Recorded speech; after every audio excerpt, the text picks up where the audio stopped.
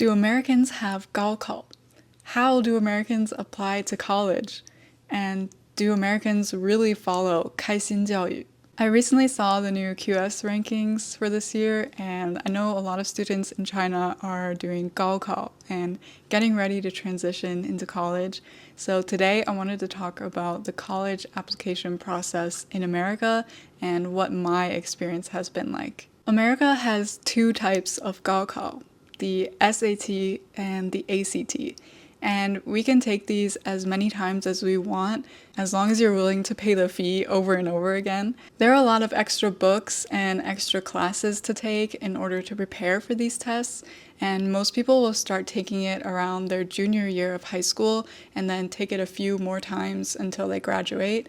And for me, I only took the ACT, but some people do take both. These tests are just one small part in the whole application process.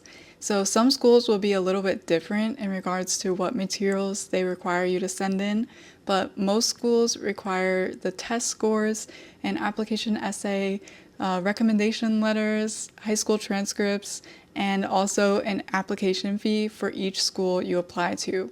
And all of these things will be considered before they admit a student into their school. So sometimes a student might not have the best test scores, but they might have really good grades and a really strong personal essay that shows how hard they worked in school.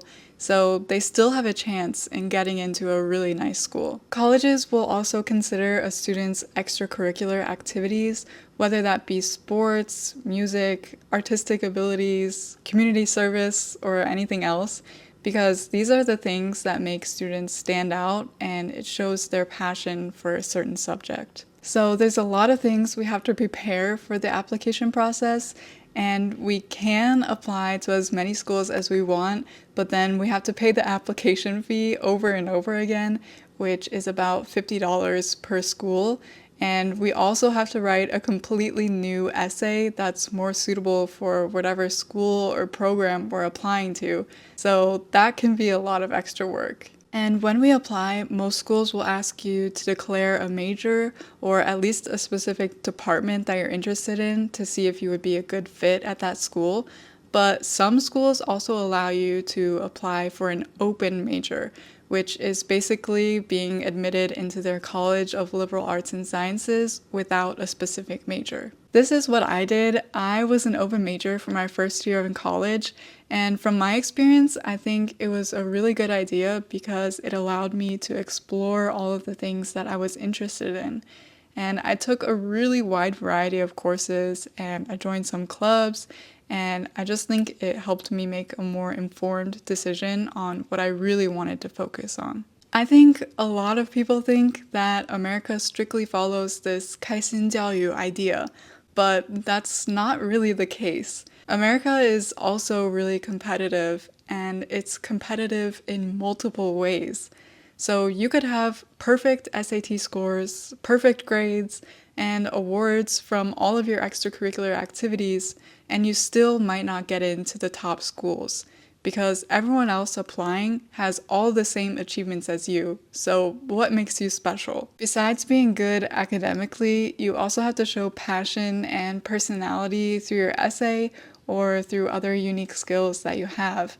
And schools also put focus on social skills as well.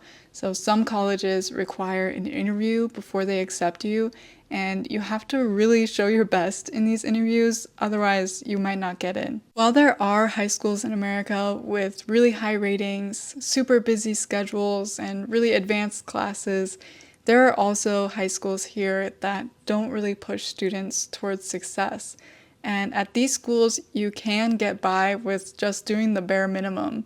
So when school gets out at 3 p.m., you could just go do whatever you want, whether that's hanging out with friends, going to sports practice, or whatever else. So this may be where the stereotype of 开心教育 comes from. But I feel like these kind of schools put more stress on those students who do want to be academically successful, or they do want to go to these top schools because they have to figure everything out themselves.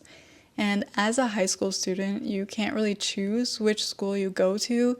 So if you go to an easy school and your parents don't really care about your education, it can be really hard to succeed alone. Some people might be curious to know if Americans care about the QS rankings or if they even care about how good a school is at all.